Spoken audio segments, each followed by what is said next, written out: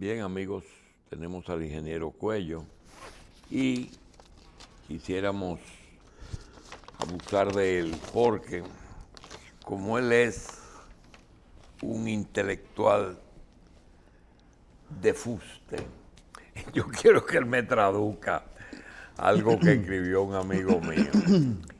Y confieso que no entiendo mucho.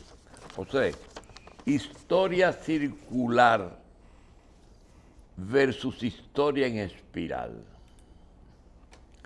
Evidentemente se ha producido cambios sensibles en la cultura política predominante, a la luz de permutas sustanciales de políticas de poder que implican remoción del concepto de la historia en espiral. Esto envuelve la necesidad de un debate profundo que nos permita abordar la crisis social que vive la humanidad, entrelazada a fenómenos graves de medio ambiente, calentamiento global, contaminación de los mares, entre otros. Las injusticias sociales siguen a la orden del día. Todo el sistema polivalente de dominación prolonga su hegemonía sobre la base de las más disímiles formaciones y alianzas políticas regionales, religiosas y culturales. El mundo que emergió sobre los restos fuliginosos de la Segunda Guerra Mundial ya no es más que el reflejo de un tiempo datado por la polarización de bloques hegemónicos. Este mundo quedó atrás. Era entonces la lucha entre el mundo que nace y el mundo que muere. Sus últimos cartuchos fueron disparados en el mayo francés del 68, en la caída del comandante Guevara en selvas bolivianas.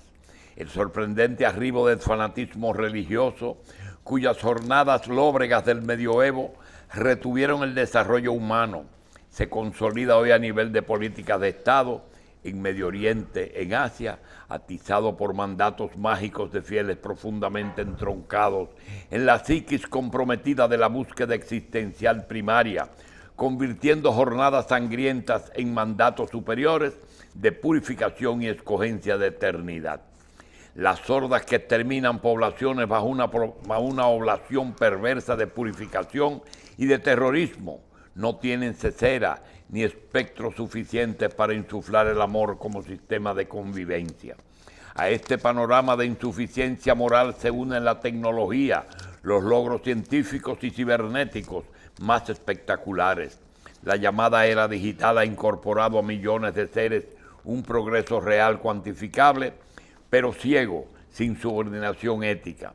El resultado no es la libertad, sino el libertinaje, la impúdica más severa, la sordidez desafiante, el concepto de la libertad como desenfreno y desacato de convenios instituidos como reglas para garantizar el respeto y la distancia necesaria de la moral pública. La democracia como mojiganga, el animal primordial que somos, recupera su accionar perverso a la idea de que todo está permitido. El lenguaje ríspido que sustenta en la capitulación de toda exigencia de gramática y contenido. La reflexión que requerimos es rehacer el pensamiento humano. Ya. Doctor, el que escribió... ¿Qué dijo? Que demos paso al programa. Eso es todo. Doctor, el que escribió eso fue para que supieran que él tenía muchas palabras o para que lo entendieran. No, ¿sabe qué pasa? El que escribió eso, sin decir quién es, José, tiene que saber quién es. Eso parece vaina de Pin. ¿Quién? Pin. No, tú estás loco. No. Aunque tiene pocos insultos. Lo que pasa es que yo no entiendo. De hecho, no insulta a nadie. No por eso. Pero yo no entiendo, porque yo no tengo la cantidad suficiente de vocabulario para entenderlo. No pude. Entendí muy recientemente que hay gente que escribe para entenderse a sí mismo. No. Qué tristes son las tardes sin Trujillo. Eso es de ese autor. Ay, Dios mío. Bien, los temas que tenemos para José, por suerte para mí, vienen acompañados de noticias que vienen de Europa. Y quiero, José, entrelazar los temas de los legisladores que se dejan de querer. Que se dejan querer. Se dejan No querer. debe quererlo, se dejan querer. Se añuñan. La autarquía energética y España comienza a desmontar sus cosas. Yo quiero leerte unas noticias aquí para que el Fondo Monetario eclipsa el brillo de la recuperación económica de la pandemia y alerta sobre la crisis energética. El Fondo Monetario.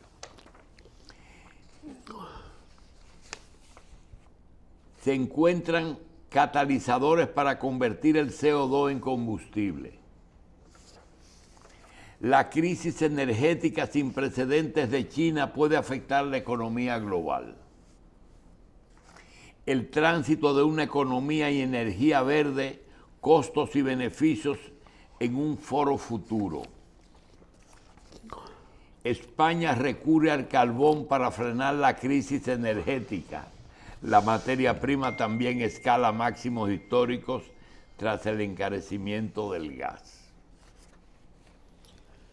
Hay una descomposición real en las relaciones económicas mundiales como consecuencia de los desequilibrios inducidos en el manejo de la pandemia. Me explico. Para manejar la pandemia y la paralización de las actividades económicas, a un genio se le ocurrió, bueno, de genialidades están los grandes aciertos y los grandes desaciertos. Siempre es un genio el que hace un tollo y el que no lo hace. Pero hay que aceptar que los genios son. Genialidad fue la bomba atómica, aunque sus resultados han sido nefastos para la humanidad. Genialidad fue el descubrimiento de la energía nuclear. Pero los daños han sido tantos o más que los beneficios. Salvo en Francia, el resto de los países que se han metido en producir energía descomponiendo el átomo han perdido más de lo que han ganado y han tenido tragedias sencillamente inmanejables. Por eso yo insisto que existiendo la posibilidad de establecer un sistema energético autárquico, este país que no tiene otras riquezas minerales de las cuales se pueda producir energía, Hidrógeno. el país debe estudiar y avanzar en ese sentido. Hay que establecer metas. No es que cuestión de que pasado mañana vamos a tener un sistema que no necesite de compras externas.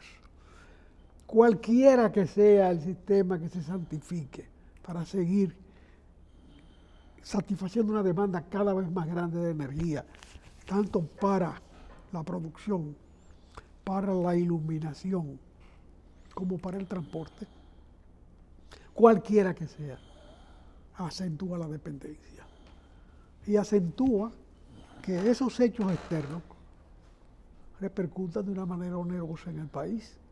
Está hablando de una reforma fiscal, perfecto. ¿Hasta dónde va la reforma fiscal? A permitir pagar la deuda que se ha asumido para el manejo de la pandemia y la que como consecuencia del manejo universal de la pandemia significa una inflación mundial que ya está desatada. Ahora resulta que el carbón al precio que le da la gana a los que producen carbón, el carbón es la salvación de la humanidad. La semana pasada yo hablaba de que España estaba cerrando su última planta de carbón. Y hoy tú me das una información de que el carbón es la salvación de la humanidad. La salvación de los negocios tal y como se han montado para enriquecer. Recurre al carbón para frenar la crisis energética de materia prima. Exactamente, porque hay una dependencia de eso. El mundo, el globo terráqueo solo recibe una cosa del exterior, que es la luz solar. Y el movimiento de los astros, que de alguna manera repercute en la evolución de la Tierra. De manera que lo que te llega gratis por ahí, úsalo. Y es posible usarlo. La energía eólica se está produciendo en el país de manera creciente. La energía solar se está produciendo de manera creciente. Pero no determinan en el futuro del país todavía. Lo están haciendo, se está haciendo a nivel privado, ya a nivel privado social. El hecho de que los bancos, por ejemplo, todos sus techos inmensos estén cubiertos de paneles solares y satisfagan su demanda energética, es un ejemplo de carácter social, porque es una empresa, no es una persona la que está produciendo energía para su consumo. Es más, hay bancos que ya le dan energía gratis a los vehículos eléctricos que llegan a su parqueo, porque tienen excedentes de producción. Hay que orientarse hacia el futuro, no hacia el pasado. El error histórico que se cometió aquí instalando Punta Catalina a base de carbón, nunca lo pagaremos, pero hay que convivir con él hasta que de alguna manera se transformen esos generadores y se transforme el combustible que los alimenta. Pero hoy que se está hablando de nuevas plantas, de nuevos desarrollos, es imperdonable que se les cierre por la convocatoria la oportunidad a los ofertantes de participar en un mercado que renueve los sistemas de producción energética dominicana. Es tan sencillo como eso. No es una cosa complicada. Lo que es complicado es una situación internacional inmanejable, porque ahora hay que someterse al precio del carbón, que es tan alto o más alto que el precio en cuanto a capacidad energética del gas natural. ¿Necesitaría incentivo la producción de energía renovable? O sea, a partir de sol, viento e hidrógeno. Mira, el problema de los incentivos es un problema en el que tenga influencia para imponerlo. Sencillamente. Yo he estado leyendo la propuesta de reforma tributaria. Eso está lleno de intenciones, enunciados. Pero ¿quién va a cambiar la ley de cine? Pues yo digo, además, le agrego que no simpatizo con los que se han beneficiado de esa ley. Y si, ¿por qué tú no duplicas la producción cinematográfica? Si es tan generosa en la producción de recursos y de trabajo. Tú pretendes duplicarlo reduciendo a la mitad los incentivos. Pero si eleva al doble la producción, ya tú tienes ahí. Ya ahí se logra. Duplicada la entrada de impuestos por ese concepto. Es una industria dinámica que está creciendo, que ha encajado los incentivos. Para el libro hubo durante varias décadas vigentes leyes de incentivos y lo que usaban 2 o 3 vagabundos era para importar papel y venderlo en el mercado de otra cosa. Sí. Había papeleros que a los que hacíamos libros se negaban a venderle papel de contado si no le firmaban los documentos para ellos importar papel y venderlo. Eso pasó aquí. Pero no pasó nada. Yo no sé cuántas trampas se están haciendo con la ley del cine. Es posible. Pero bueno, ya ha dado sus resultados. En cinematografía no hay nada, eso no. De eso no. De cinematografía todavía no se ha ganado nada. Bueno, doctor. Bueno. Incentivo fronterizo también. La ley que se prolongó en estos días de que la vigencia de una ley que exoneraba gente de es otra cosa. ¿Qué incentivo? ¿Cuál es el incentivo fronterizo? Los legisladores que se dejan querer. Alguien me llamó para decirme, frente al comentario que se hizo la vez pasada acerca del desafío de los legisladores a la opinión pública, cuando frente a los señalamientos acerca de las exoneraciones de vehículos, a todas luces desmedidas ante cualquier criterio, e impúdicamente mantenidas y ejercidas por encima de las que las propias disposiciones establecen, para decirme que no era solamente esas cosas que se denunciaban, que había otras cosas caricaturescas, que el hecho de que los legisladores son dóciles a los incentivos. La embajada americana también le daba visas generosas a los legisladores hasta que se le presentó un sujeto de tamaño, ya con 2 periodos legislativos, una sindicatura en su lugar de origen, con 17 hijos, o 19 hijos, y la mamá de todos esos muchachos. Este fue el que fue con la guagua. Con una guagua. Las 6 mamás con los 17 hijos. 19. 19 hijos. Sí. Al consulado. Sí, el consulado entendió que debía dar su visa, se la Le dio dio visa a todo el mundo. a todo el mundo. Y refresco y todo. Porque era legislador dominicano. Un legislador dominicano. Parece una caricatura, pero a esas cosas se llega. Y eso es noticia cierta, ¿verdad? Bueno, Porque parece una vaina de loco, ¿verdad? esto es una vaina de loco. Es que este es un país de locos. Y se vuelven locos los funcionarios extranjeros. Bueno. Lo que pasa es que tú acabas de hacer unos señalamientos que sin proponértelo me desmonta una crítica que yo en el último año le he estado haciendo a la administración de Leonel Fernández. Y él nunca, porque no tiene por qué contestarme a mí, él tiene otro nivel. Y yo entiendo que cuando yo decía que se pasó 8 años teniendo la propuesta de Jaime Vargas para construir 2 plantas de 350 cada una, que la habló cuando era funcionario de Leonel en Japón, era embajador, y cuando vino trajo el proyecto. Sin embargo, en el momento que llegó, pasaron 8 años y prefirió seguir facturando a los generadores. Yo inclusive le hice acusaciones de que a lo mejor él tenía interés con los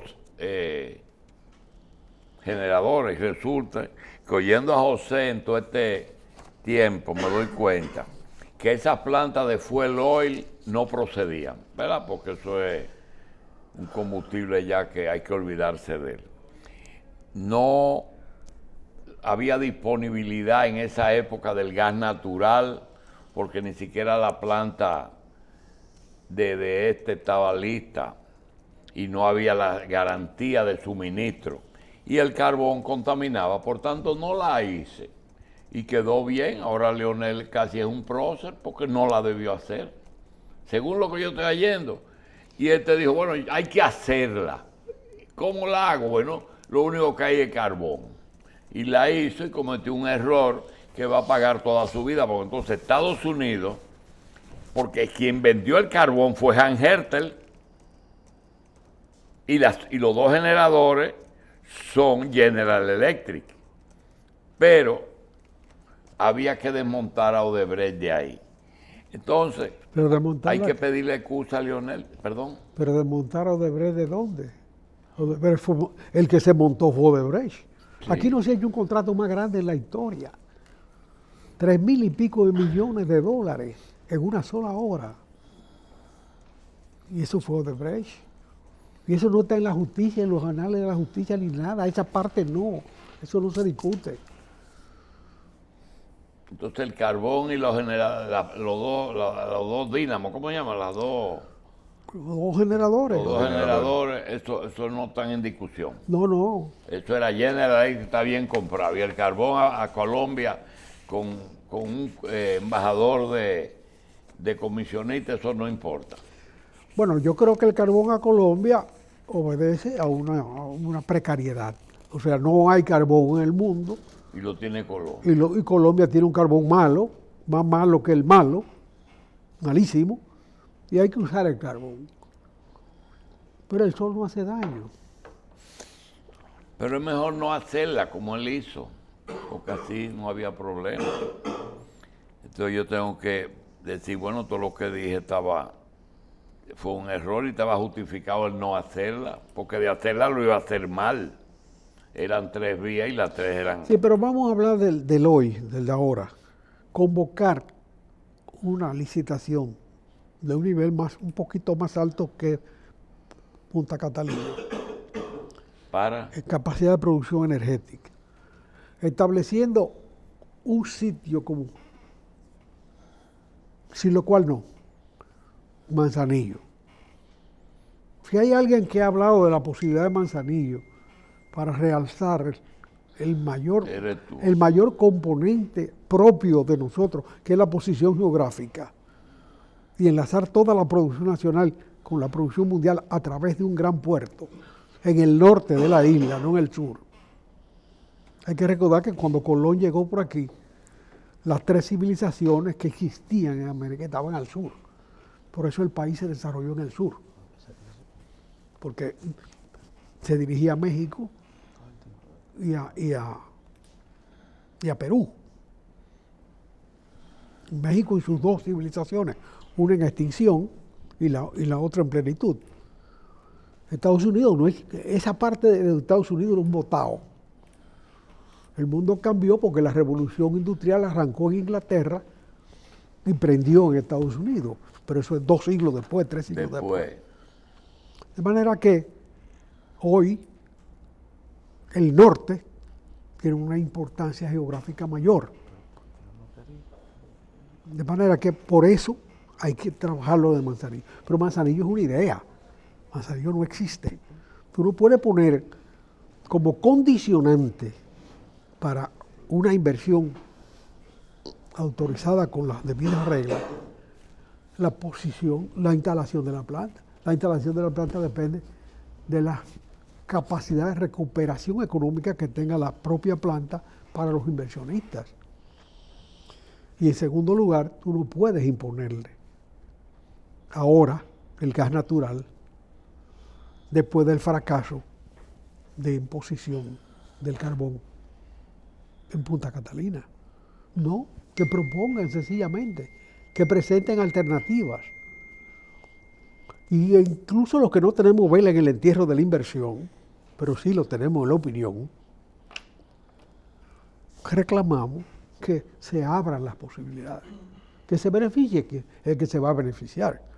Porque ya aquí se estableció que los generadores ganan cuarto, pero el sistema pierde dinero. Que es el otro gran problema, o tal vez el mayor, del sistema energético dominicano. No te preocupes, esto no funciona, pero yo pierdo. Ganen ustedes. Así no. Eso no se toca en las licitaciones. De manera que hay 3 cosas: sitio, combustible y quién gana en el negocio. ¿Gana el país? ¿Gana el sistema? ¿O gana el inversionista energético y pierde el aparato administrativo del Estado? Porque eso con las sedes no va a funcionar sencillamente. Aunque ese es el tercer problema del asunto, tal vez el primero. Yo creo que el primero absolutamente es desembarazarse de la cuenta energética externa. Ese es el primer problema energético. Pero no hay que olvidarse del otro, de la distribución del resultado. El inversionista gana, sí debe ganar, pero debe ganar por su trabajo, por sus méritos, no porque el otro asuma las pérdidas. Porque el sistema incluye la distribución. De manera que, ¿por qué el Estado tiene que asumir las pérdidas? Esos son los temas del problema. Bueno. Bien, señores, vamos a... ¿Quiere usted 2 o 3 comentarios delante de José? Porque así él me lo califica. El tema de un comentario que hizo el obispo de Baní, que dice, si el Código Penal hubiese sido un préstamo, ya hubiera estado aprobado. Ha habido muchas penalidades por ese tipo de aprobación. Sí. Otra cosa, me dicen que nosotros hemos defendido la inversión en ¿cómo se llaman los mercados esos de...?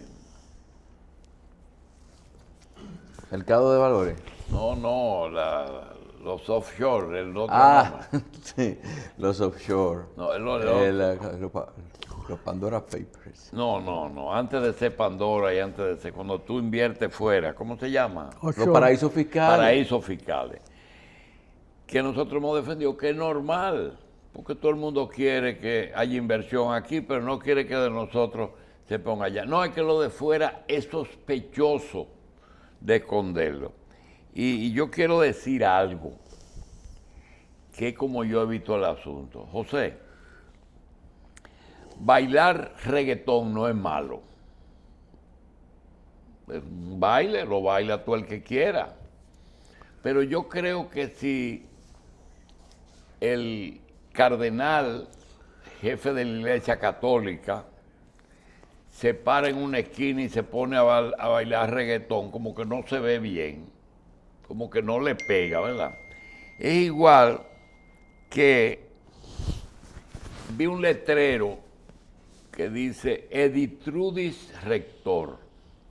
Yo creo que una persona no tiene la culpa que le pongan un nombre, pero como que el rector de la universidad más antigua de América se llame Editrudis, como que no rima.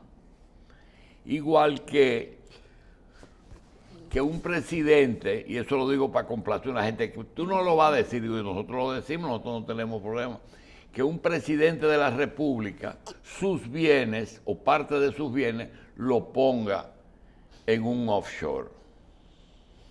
Es legal, pero no es bonito ninguna de las tres cosas. Eso es así. Eso es verdad, como un templo. Es legal, ¿verdad? Sí. Pero no es bonito. Es medio feíto. ¿Eh? Es medio feíto. Medio raro, ¿verdad? Sí. Bueno. Medio complicado. Pero es legal. Las tres cosas, usted puede llamarse Editrudis, puede bailar reggaetón y puede depositar un dinerito que se hizo muy popular después de la Revolución Cubana. Muchos empresarios de Latinoamérica se vieron el espejo de Cuba y empezaron a sacar unos pesitos fuera de sus países. No, espérate un momento. ¿Cómo que espérate un momento? Durante los 30 años de Trujillo, Sí, también había gente que sacaba. los que exportaban, Julito, azúcar, café, cacao y tabaco, que eran las fuentes de riqueza de este país en ese tiempo. Ese dinero volvía a las divisas y se lo entregaban al Banco Central. El único que podía tener dinero fuera era el que exportaba, que dejaba la renta fuera. Lo que te ganaba tú lo dejabas fuera.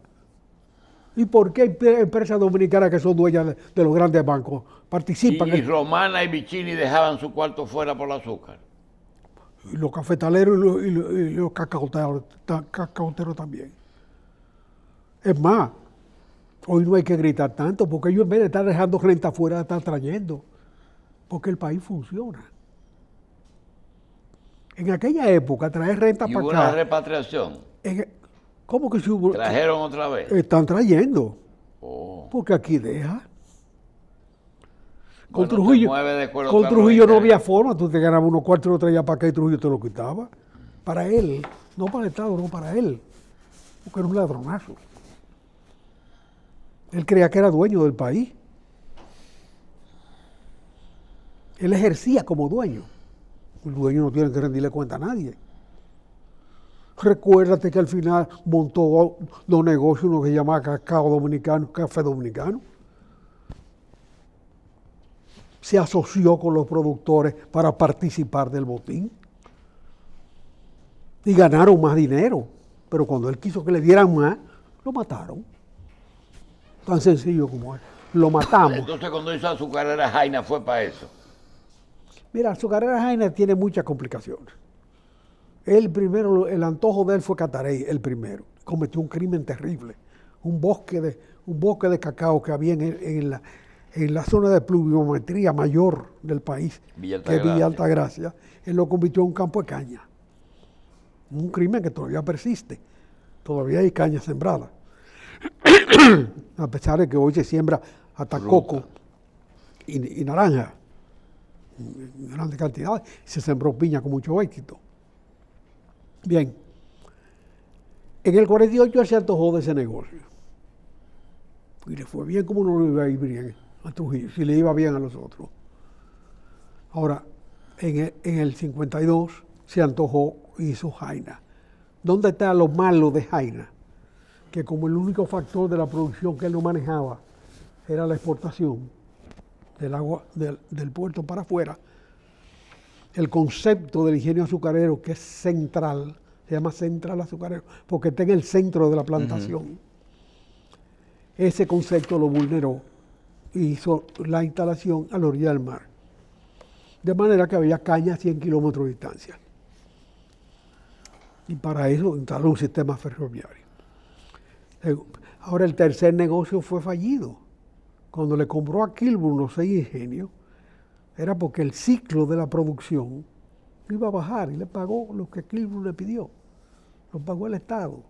En el momento que Trujillo murió, el propietario de esos ingenios no era Trujillo ya. Él se lo había endosado al Banco Agrícola. Y el que tenía la deuda con el Scotiabank Bank, con que Trujillo pagó a Kilburn, era el Banco Agrícola. Y el Consejo de Estado tuvo que asumirlo. Y Bonelli sabía bien de eso, porque a la hora de la muerte de Trujillo, Bonelli era el presidente del Consejo Estatal del Azúcar. Ese era el cargo que Trujillo le dio cuando vino de Venezuela con Pérez Jiménez. Bueno. Y el embajador allá fue la presidencia del Consejo Estatal del Azúcar. Yo fue presidente del Consejo de Estado. ¿Eh? Bonelli, dijiste. Sí. Fue presidente del Consejo de Sí, don Estado. Fello, Después. sí. Bien, que nunca supe por qué Balaguer lo eligió. ¿Quién? Balaguer fue que lo puso de vicepresidente. No, pero representaba las fuerzas cívicas. El presidente que representaba el trujillismo residual. Representaba también la Unión Cívica. Y Bonelli representaba la Unión Cívica. Eso es natural. Y el tablazo se lo dieron a Balaguer ahí en el Parque Independencia, los cívicos, frente al local de los cívicos, y lo desplazaron. Él le ofreció posiciones a Manolo también. Y el 14 de junio dijo en ese momento que no participaba en el gobierno. Porque ya tenían el pasador metido aquí de la cabeza y daban vuelto alrededor de la locura. Bueno, vamos a hacer una pausa.